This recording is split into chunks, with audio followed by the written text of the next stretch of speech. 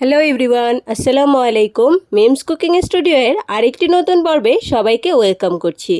আজকে আপনাদের সাথে সরিষা ইলিশের রেসিপি শেয়ার করব। আমি এখানে ইলিশ মাছ কেটে ধুয়ে রেখেছি। এবার সেই ইলিশে লবণ এবং হলুদের গুঁড়ো মিশিয়ে নেব। আমি ব্লেন্ডারে সরিষা ব্লেন্ড করে নিয়েছি এবং কাঁচামরিচ ব্লেন্ড করে দুটোকে একসাথে মিশিয়ে নিলাম। এবার আমি প্যানে সরিষার তেল এবং হলুদ আর সরিষা পেস্টগুলো একসাথে নেড়ে নেব। কিছুক্ষণ নাড়ার পরে যখন এগুলো একটু শুকিয়ে আসবে তখন আমি এতে মেখে রাখা ইলিশগুলো একে একে দিয়ে দিব। হালকা আঁচে এই ইলিশগুলো 10 মিনিট ভেজে তারপর উল্টে দিব। আমি কিন্তু এই রেসিপিটি সবচেয়ে সহজভাবে আপনাদেরকে দেখাচ্ছি।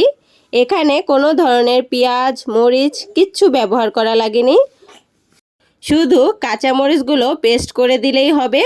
আর যারা বেশি ঝাল খেতে পছন্দ করেন তারা তরকারির শেষ পর্যায়ে কয়েকটা কাঁচামরিচ উপর দিয়ে দিতে পারেন, এতে করে ঝালও বাড়বে এবং সুন্দর একটা গ্রানও আসবে।